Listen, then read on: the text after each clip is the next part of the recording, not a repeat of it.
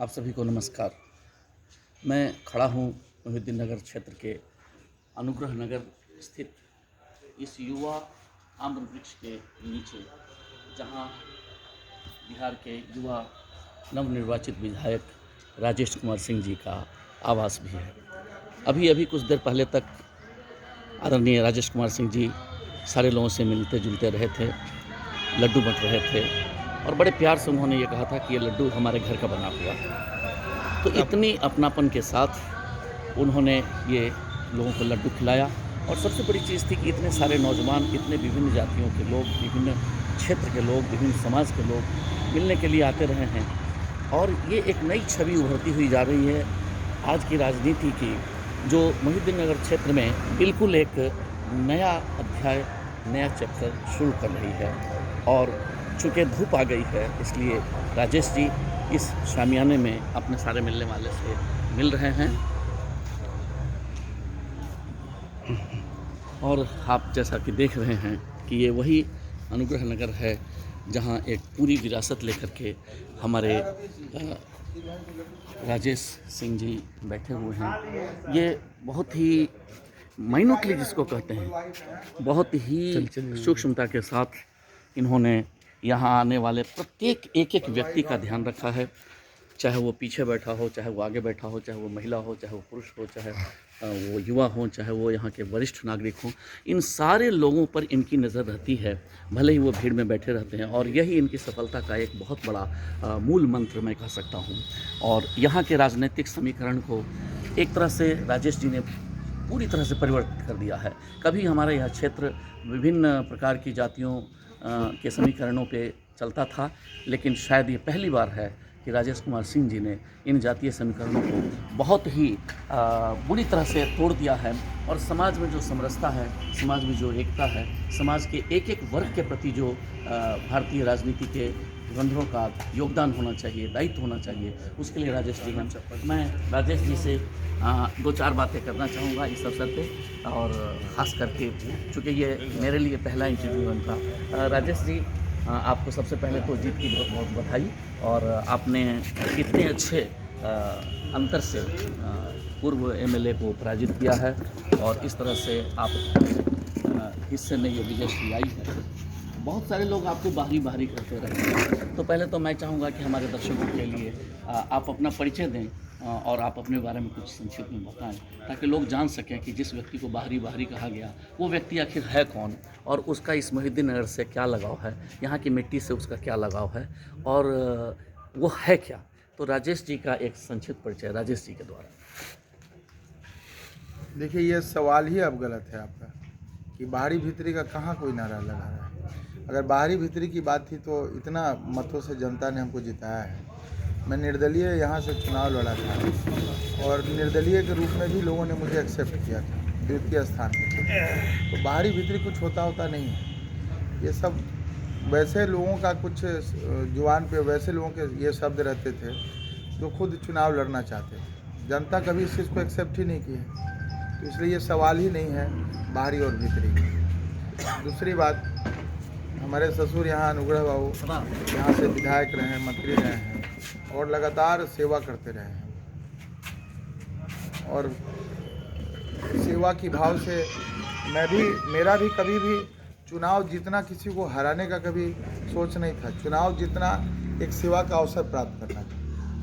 चुनाव लड़ना, चुनाव में हराना कभी मेरा सोच नहीं था। ये चुनाव जीतना हमारे लिए समाज में सेवा का एक अवसर प्राप्त करना था। ये बड़ी अच्छी बात आपने कही कि आप अनुग्रह बाबू की विरासत को लेकर चलते रहे हैं, और वो आपके ससुर रहे हैं। तो हो सकता है कि यह बात होती, तो फिर आपका जन्म कहाँ हुआ, आपकी शिक्षा दीक्षा कहाँ हुई, और किस तरह से आपका प्रारंभिक जीवन बीता, हम चाहेंगे कि इस अवसर पर हमारे जो सारे मित्र हैं उनको ये जानकारी भी संक्षिप्त में मिले। जन्म तो हमारा विक्रम में हुआ है, पटना डिस्ट्रिक्ट में। मेरे बाबूजी की पोस्टिंग थी वहीं, तो मेरा जन्म वहीं हुआ है। पढ़ाई लिखाई बिहार के विभिन्न जगहों पे हुई है, जहाँ जहाँ उनकी पोस्टिंग होती थी। हम बाढ़ में भी पढ़े हैं, हाजीपुर में भी हमारी पढ़ाई हुई है, 2 साल सोनपुर में भी पढ़े हैं, दिल्ली यूनिवर्सिटी में भी पढ़ाई की है। तो शिक्षा का जगह कोई एक जगह नहीं रहा है। तो ये बहुत ही आपने अपने बारे में संक्षिप्त में बताया। अब ये है कि इस क्षेत्र की राजनीतिक प्राथमिकताओं से आप पूरी तरह वाकिफ़ होंगे, क्योंकि आपने हर क्षेत्र में, हर गांव में लगभग अपनी विजिबिलिटी दिखाई है, लोगों से मिले हैं, यहाँ के युवा आपके पीछे दीवानगी तक साथ रहे हैं। तो अब ये जो आपकी प्राथमिक योजना क्या होगी? आप इस क्षेत्र के लिए सबसे प्राथमिक पहला योजना तो सबसे पहले यह है कि गरीबों को मान सम्मान मिलना चाहिए। जो वंचित समाज है, दलित वर्ग हैं, अति पिछड़ा समाज है, वो सबसे पहले तो उनके गांव को मुख्य सड़क से कैसे जोड़ा जाए, उस पर हमारा सबसे पहले प्राथमिकता है। और सबसे ज़्यादा उनको सम्मान की आवश्यकता है, वो सम्मान में जीवन भर देता रहूँगा। ये और कृषि से जुड़ा हुआ भी बहुत सारी समस्याएं हैं। कहीं जल जमाव की समस्या है, किसान 3 फसल नहीं उपजा पाते हैं। वैसे ये सिर्फ 2 वर्षीय या 5 वर्षीय योजना में नहीं है, लेकिन इस पर हम कोशिश करेंगे कि इस पर कृषि विभाग का, जल संसाधन विभाग का टीम आए, इस पर अध्ययन करे और इसकी कैसे अच्छे परिणाम आ सकते हैं, उस पर काम कीजिए। ये बहुत ही अच्छी बात रही। और इस वर्ष बिहार में और खासकर मोहिउद्दीननगर क्षेत्र में एक नया शब्द राजनीतिक चर्चाओं में आया, वह था पंचफोरना। जो लोग नहीं जानते होंगे पंचफोरना, तो ये कहा जाता है कि पंचफोरना जो मत था, उस मत से हमारे राजेश बाबू को बहुत ज़्यादा सहयोग और मदद मिली। और ये जो समाज के सारे लोगों में हमने आपकी भीड़ देखी, आपके लोगों के यहाँ भी जुटे हुए लोगों में देखा, नौजवानों की बहुत बड़ी स्थिति है। नौजवानों के लिए आप क्या सोचते हैं? क्योंकि ये नौजवान ऐसे नौजवान हैं जो कहीं बेरोजगारी से घिरे हैं, ऐसे नौजवान हैं जो दिल्ली छोड़ के यहाँ चले आए हैं, ऐसे नौजवान हैं जो अभी पढ़ लिख के बैठे हैं, और आपके समर्थकों में नौजवानों की बहुत बड़ी संख्या है। उनके लिए आपकी क्या कोई खास योजना विधायक बनने के बाद? देखिए, पंचफोरना आप जिसको बोल रहे हैं, कोई ऐसा बूथ नहीं है, हिंदू का बूथ हो या मुसलमान का बूथ हो, जहाँ मेरा मत नहीं था। सब लोगों ने मुझे मदद किया, थोड़ा से हो सकता है, ज़्यादा से। और जिसको आप पंचफोरना बोलते हैं, उनको मैं पंचमेवा बोलता हूँ। अरे वाह, ठीक है, आप पंचफोरना बोल रहे हैं, उनको पंचमेवा के रूप में लेते हैं। और पंचमेवा नरेंद्र मोदी जी का एक नारा है कि सबका साथ, सबका विकास, सबका विश्वास। तो इन तीनों के ऊपर काम करेंगे, सबका साथ, सबका विश्वास और सबका साथ। ये इस नारा के साथ हम यहाँ आगे बढ़ेंगे और सभी जाति समुदाय के लोगों ने मुझे मदद किया है, सबको साथ लेकर चलेंगे। पहली बार मोहिउद्दीननगर को एहसास मैं दिलाऊंगा कि यहाँ राजपूत और यादव विधायक नहीं है, यहाँ मोहिउद्दीननगर का एक जनसेवक विधायक के रूप में आया है, जो सबका सम्मान करता हो, सबको साथ लेकर चलने की कोशिश करता हो। ये बहुत ही इनकी सोच और इनकी दृष्टि को निश्चित रूप से व्याख्यात करता है कि पंचफोरना को इन्होंने बहुत अच्छे ढंग से पंचमेवा में परिवर्तित करके ऐसे मतदाताओं का सम्मान बढ़ाया है। और शायद मैं ये कह दूं कि ये कहावत जो इस क्षेत्र में प्रचलित थी कि धी जमैया भगना ये तीनों न अपना, तो शायद एक जमैया अब अपना हो गया है। और इसके साथ ही हम ये चाहेंगे कि मोहिउद्दीननगर बाज़ार जो है, मोहिउद्दीननगर बाज़ार में आपका क्या ध्यान है? ये बड़ा ऐतिहासिक बाज़ार रहा है, यहाँ के नागरिक बहुत अच्छे हैं, यहाँ के दुकानदार बहुत अच्छे हैं, और उनकी आपसे सिर्फ विशेष अपेक्षाएं हैं कि हमें इनसे कोई सहयोग, धन की कमी उनके पास नहीं है, उनके पास व्यवसाय बड़ा अच्छा है, उन्हें आपका प्रॉपर संरक्षण मिलना चाहिए। बाज़ार में लाइट हो, बाज़ार में सड़क अच्छी हो, नाली हो, ये सब उनकी अपेक्षाएं हैं। उनके बारे में मोहिउद्दीननगर के ख़ास जो ये पूरे दियाराई अंचल का मुख्य केंद्र रहा है, और वर्तमान में भले ही अन्य केंद्र विकसित हुए, इस मोहिउद्दीननगर को विकसित करने के लिए आपकी क्या योजना है? मोहिउद्दीननगर बाज़ार जो है, ये कोई सिर्फ मोहिउद्दीननगर के लिए मार्केट नहीं है। बाज़ार पे मुझे लगता है दूसरे ज़िला के लोग भी यहाँ कई चीज़ों की मार्केटिंग करने आते हैं। ज्वेलर्स हैं, कपड़े हैं यहाँ पे। और बाज़ार का सभी जो वहाँ के समाज हैं, वो हमारे साथ शुरू से रहे हैं, तो उनके हर दुख सुख का भागीदार, और बाज़ार के लोगों के साथ बैठ के निर्णय करेंगे कि उनके लिए बेस्ट क्या हो सकता है। उनके साथ बैठेंगे, उनसे पूछेंगे क्या करना है, हमें क्या करना चाहिए। उनका एक सबसे बड़ा डर है कि अब एक राजपूत विधायक हुआ है, तो यहाँ के क्षेत्र के राजपूत जो होंगे वो थोड़े से उग्र भाव से उनके साथ पेश आएंगे। ये इन्हें कहने दिया जाए प्रमुख साहब, तो ये उग्र भाव से पेश आएंगे, ये यहाँ के व्यवसायियों का डर है। तो क्या ऐसे समय में आप सही गलत का निर्णय कर पाएंगे, या विशेष भूमिका में आ पाएंगे, क्या आपकी उनके संरक्षण के लिए होगी? देखिए 10 सालों से मैं यहाँ पे लगातार काम कर रहा हूँ। मेरे स्वभाव को बाज़ार के लोग भी अच्छी तरीके से जानते हैं। और रही बात राजपूत समाज की, तो देखिए हम तो राम के वंशज हैं। हम केवट को गले लगाने में और सबरी का जूठा बैर खाने में विश्वास रखते हैं। और जो राजपूत ठाकुर के तरफ जो व्यवहार रखते हैं वो जाने अपना काम जाने, लेकिन हम तो राम के वंशज हैं, राम की तरह काम करेंगे। तो ये मान के अब नए विधायक की जो दृष्टि है, उनकी जो परियोजना है, क्षेत्र के विकास की जो दृष्टि है, उन्होंने बड़े अच्छे ढंग से सारी चीज़ें व्याख्यायित की और भगवान राम के वंशज होने के साथ साथ रामराज की जो परिकल्पना है अपने विधानसभा क्षेत्र में निश्चित रूप से राजेश जी पूरा करेंगे, ये अपेक्षाएं लोगों के साथ है। आखिरी सवाल मेरा राजेश जी से ये होगा कि राजेश जी, आप बहुत कम उम्र में बन गए हैं विधायक, और वैसे में आपके साथ बहुत सारे मानसिक दबाव भी होंगे। ये कहा जाता है कि बहुत ज़्यादा अनुभव का उनको कम है, तो उस अनुभव को आप कैसे पूरा करेंगे? जो आपको यहाँ के जो वेटरन रहे हैं पॉलिटिशियन, उनसे भी ऊपर आपको ले जाए, उसके लिए आप क्या सोच रहे हैं? हमारे पास अनुभव की कमी हो सकती है, लेकिन मोहद्दीनगर में ऐसे ऐसे लोग हैं जिनको अनुभव का अपार भंडार है। बगल में आप बैठे हुए हैं, प्रमुख साहब हैं, और भी गणमान्य लोग बैठे हुए हैं। उन सबसे अनुभव शेयर करेंगे, उनके हिसाब से काम करेंगे। तो इनका बहुत ही सीधा सीधा ये है कि ये माइक्रो लेवल पे अपना काम करेंगे। आप समाज के लोगों से मिलेंगे, गांव के लोगों से मिलेंगे और हर जगह के लोगों से मिलेंगे, और जो एक माइक्रो लेवल की उनकी जो आवश्यकताएं हैं, उनका जो उनकी ज़रूरतें हैं, उन ज़रूरतों को प्लानिंग वे में करके और ये निश्चित रूप से विकास करेंगे। अब एक और सवाल इससे ये उपजता है कि मोहिउद्दीन नगर क्षेत्र किसी ज़माने में सिर्फ इस तरह की जो पिछली राजनीति दौर है उसके पहले ये बहुत बड़ा केंद्र था, यहाँ ब्लॉक था, और ये ब्लॉक तो चला ही गया। कभी मोहिउद्दीन नगर दलसिंह सराय में जुड़ा रहा अनुमंडल में, तो कभी अब पटोरी में जुड़ा हुआ है। तो इस क्षेत्र के लोगों की एक सपना है कि कोई ऐसा मोहिउद्दीन नगर का अनुमंडल हो, या चाहे वो बालागढ़ सरैसा अनुमंडल हो, और जिसमें यहाँ के जो विभिन्न ब्लॉक हैं वो जुड़ के चले। और इस सपने की ओर कई लोगों ने दिखाया भी, ये बताया भी था।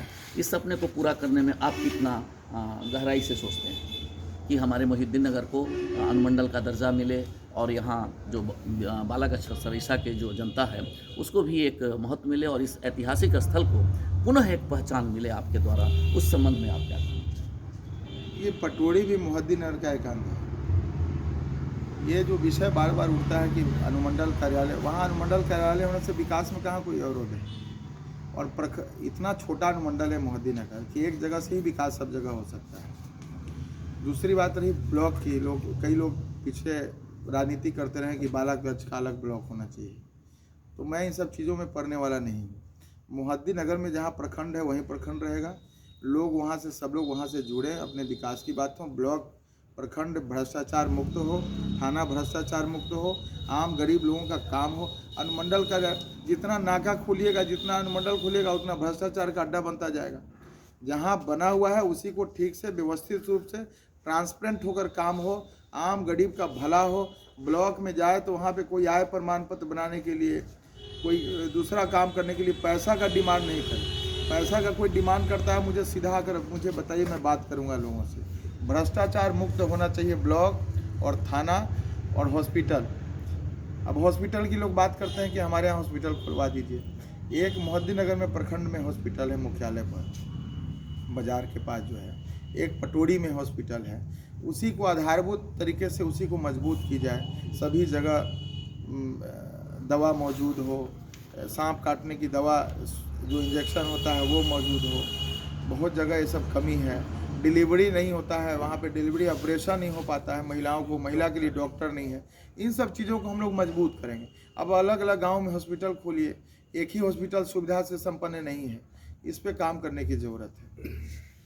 तो ये बहुत ही अच्छी बात रही, और चलते चलते हम यह भी एक बार जान लेना चाहेंगे कि मोहिउद्दीन नगर को पर्यटन की दृष्टि से अभी तक किसी ने नहीं देखा। यहाँ की ऐतिहासिकता को, यहाँ के गंगा नदी के घाट को, महाकवि विद्यापति जिस घाट पर स्नान करते थे, भले ही उनका स्मृति स्थल अलग है, लेकिन जिस घाट पर स्नान करते थे वह क्षेत्र भी मोहिउद्दीन नगर में है। यहाँ किसी ज़माने में जो महत्वपूर्ण स्थल था बाढ़, और इस पर नंबर घाट हुआ करता था, जो नंबर से जितने स्टेशन होते थे वो सारी चीज़ें थी। और यह भी कहा जाता था कि यहाँ बहुत सारे ऐतिहासिक तथ्य हैं, यहाँ देखने वाली चीज़ें हैं। अभी हाल में यहाँ अमन शहीद का भी द्वार बना है। तो यहाँ के पर्यटन की ओर किसी ने ध्यान नहीं दिया। 250 वर्ष पुराना किला है यहाँ, और यहाँ पे एक से एक हिंदू मुस्लिम के एक से एक स्थल हैं। और वो महत्वपूर्ण स्थल, चाहे वो बालागंज का बालनाथ मंदिर हो, चाहे वो मोहिउद्दीन नगर का तकिया शरीफ हो, चाहे वो मोहिउद्दीन नगर का पुराना किला हो, चाहे वो बोचहा का घाट हो, सुल्तानपुर का घाट हो, रसलपुर का घाट हो, इन सब चीज़ों को पर्यटन के नक्शे पे लाने के लिए भी आप कोई योजना रखते हैं क्या? देखिए, एक चीज़ तो मुझे दिखाई देता है कि रसलपुर के ऊपर जो घाट बना हुआ है, जहाँ से लोग हरदासपुर बियर की तरफ जाते हैं, वहाँ पे हम लोग नौका विहार टाइप से वहाँ पर्यटन स्थल पे डेवलप हो सकता है। ये मेरे दिमाग में शुरू से चल रहा है। तो वहाँ पे निश्चित रूप से हम चाहेंगे कि वहाँ एक अच्छा पर्यटन स्थल के रूप में घूमने, पिकनिक मनाने के रूप में लोग वहाँ पे जाए। एक तो वो है। दूसरा, सरकार का नीतीश जी का एक बहुत अच्छा योजना है जो लोगों को यहाँ पता नहीं होता। कोई भी ऐसा पौराणिक जगह है जहाँ पे सड़क मार्ग को मुख्य से जोड़ना है। अब लोग यहाँ कुछ डिमांड करते हैं, मोहिउद्दीन नगर का नाम बदल दीजिए,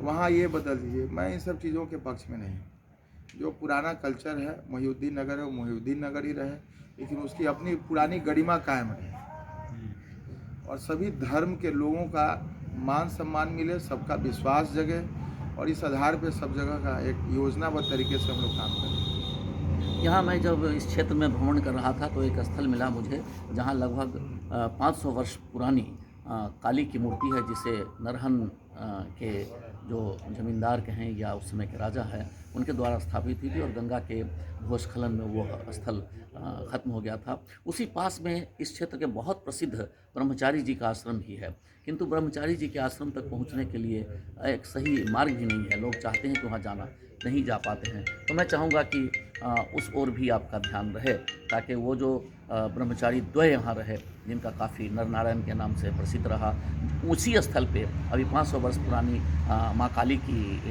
मूर्ति है, जो किसी ज़माने में गढ़पतसिया या गढ़पड़ जिसको कहा जाता था, वहाँ वो मंदिर होता था। तो उस क्षेत्र को भी मैं चाहूँगा कि थोड़ा आपकी नज़र वहाँ पड़े, और वह भी एक पर्यटन स्थल के रूप में विकसित हो। निश्चित रूप से और भी कई पंचायत हैं, वहाँ के लोगों से बात करके योजना बना के उस पर काम किया जाए। इसी तरीके से रमैया भदैया में भी एक टीला है, जिस टीला को पांडव नगर यानी कि पाण के समकक्ष समतुल्य बताया जाता है, लेकिन उसे लोग धीरे धीरे समाप्त कर रहे हैं, खेती की ज़मीन में तब्दील कर रहे हैं। तो उस पर भी कुछ खुदाई वगैरह हो, कुछ ऐसी आर्कियोलॉजिकल डिपार्टमेंट की भी नज़र यहाँ पड़े, क्योंकि आज तक आर्कियोलॉजिकल डिपार्टमेंट की नज़र ही इस क्षेत्र में नहीं पड़ी, जबकि ये 500 वर्ष पुराना क्षेत्र है। तो थोड़ा उस पर आप क्या कहेंगे? सबसे पहले तो आपसे आग्रह कि आप चेन्नई छोड़कर अब यहाँ शिफ्ट कर जाएँ, है ना, और ये सब चीज़ें जो हैं सो मार्गदर्शक के रूप में आप मेरा काम करते रहें। तो ये सब चीज़ें जो हैं सो बहुत बहुत आपका आभार। और कई मैं खास करके मैं अब चेन्नई छोड़ के आने के निमंत्रण है तो मैं ज़रूर आऊँगा और आपके साथ रहा हूँ। इस आयोजन में भी मैं आया हूँ। आपको बहुत बहुत बधाई, आपको मुबारक हो, और आप एक सफलतम विधायक के रूप में अपना नाम यश फैला सकें। बहुत शुभकामनाएं। आपने हमारे वर्ल्ड टीवी के लिए समय दिया। बहुत बहुत धन्यवाद। आपके